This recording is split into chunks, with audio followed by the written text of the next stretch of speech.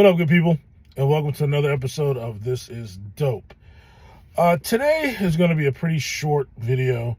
I just want to make sure I put some content out. I know it's been a little bit. I haven't forgotten. I still have the, internal mods I've made to my Tesla video coming. It's just been kind of rainy and gloomy here. It's been also a little busy. I've been a little busy, so it's been a little hard to make that video. But I want to come to you guys with some thoughts. So, recently, even if you don't have a Tesla, if you're on Twitter or not, obviously Elon's taking over Twitter, he's announced that FSD Beta has been made widespread, right? If you sign up for FSD Beta, and obviously you have to have the software, the computer, the whole 9 yards in your car, then you're going to get access to it, which is awesome. Very, very awesome. It's a major milestone. Does that mean FSD Beta is ready for, I guess it depends on what your definition of ready is. If you think that you can just turn on FSD Beta and it's going to drive you everywhere, that means that fully autonomous vehicles have arrived. I hate to disappoint you. That's not the case. What it does mean is that we've taken a big step forward in that direction. And it's safe enough now for reasonably safe drivers to use, with the expectation that you are going to have to monitor the vehicle. You are going to need to be attentive. You can't sit and, turn it on and expect to play solitaire or do a crossword or read a book or anything like that. It's not like that. Like I said, it's a major step in the right direction. Just, it's not the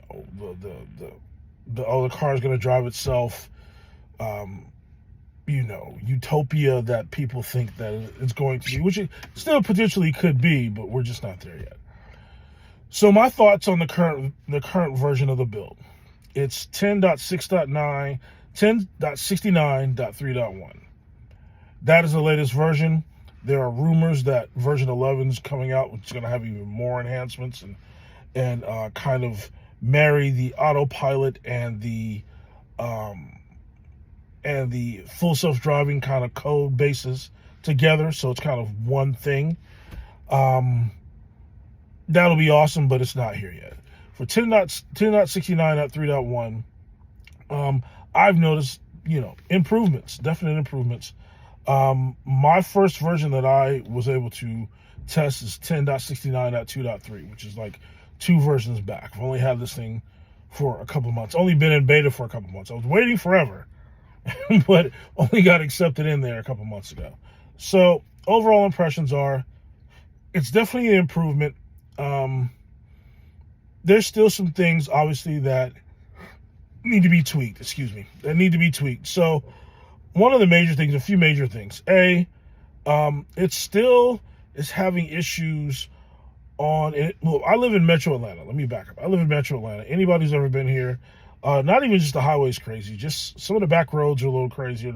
Not back roads. Some of the city streets and suburb streets are a little crazy. It'll go from one lane to a turning lane on each side really quickly, right? And then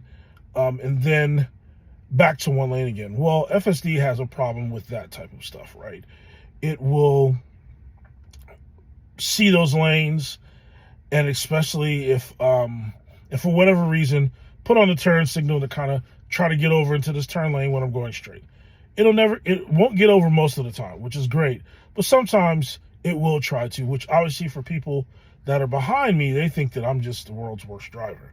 So that's something that needs to be fixed. I think that will improve as Tesla Vision and the database of signs and other obstacles that you're going to encounter on the road improves, right? As object recognition and sign recognition improve in Tesla Vision, I think that will help improve that. It's an ongoing process, but right now it's definitely a little annoying. I would say also right now, once again, I live in Metro Atlanta. So, and once again, I'm not even talking about the highway driving. Everyone knows the highway driving here is nuts. But just driving normal streets, the hesitation level is still a little bit off, and I attribute that to two things. A, it's been my experience that FSD does not bring the car up to the stop line, right? There's a line generally associated with the stop sign, right? And it won't bring it up there. It'll bring it a little bit further back. Therefore, it's limiting the vision of the car around the curve, right? There's a lot of curvy streets here. And so it's kind of creeping and creeping and creeping up, and it hesitates, right? And it really hesitates. And then by the time it makes a move, a lot of times cars have already started coming around the curve, and then I have to give it a little gas to get it to go, right? So that's something that I think they can work on once again by improving Tesla vision, improving object and road sign marker recognition, right? Pull up to that white line, right? That'll help out, especially with the limited vision that Tesla cameras have.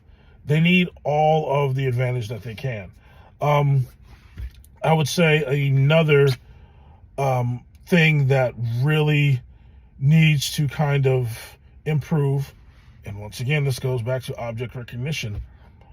When new signs are put up, like on my path to my daughter's school, when I go pick her up in the afternoons, there's a new stop sign. It's right there, right?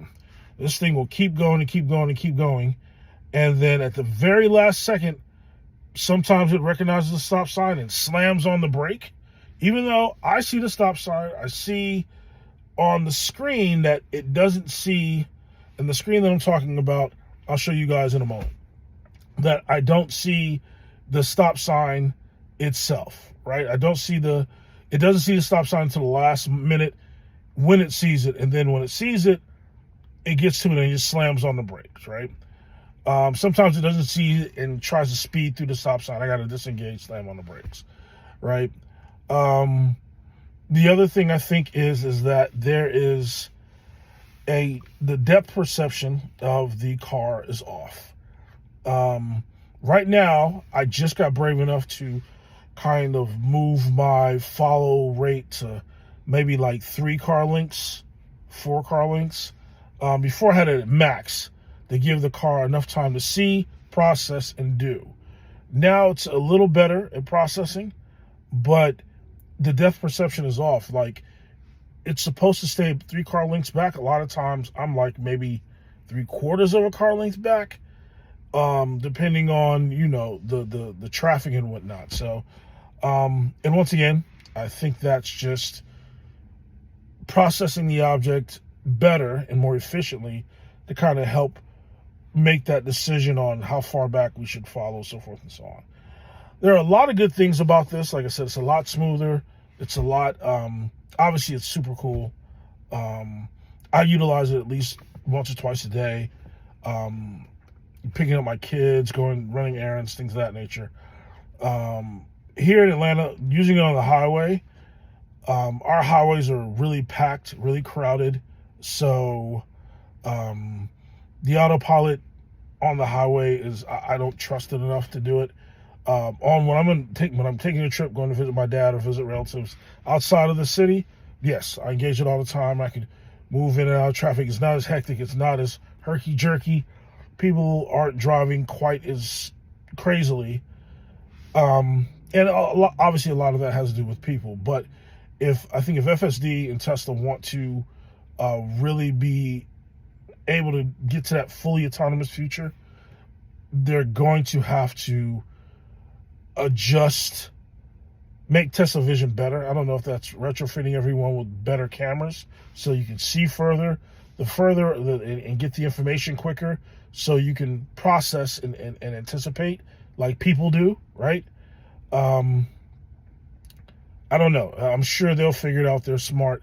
But ideally, for me, the system needs to be more proactive and less reactive. Because right now, it seems like FSD is super reactive, and it needs a mixture of that.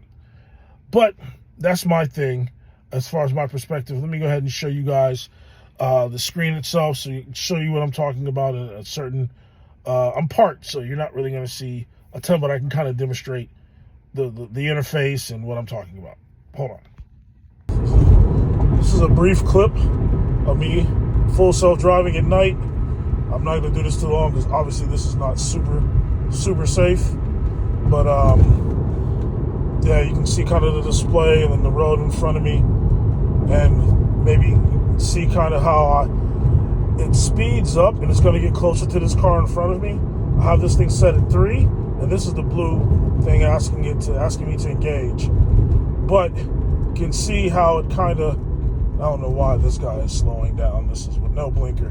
Great job, guy, great job. But the car, I mean, full FSD handles very well.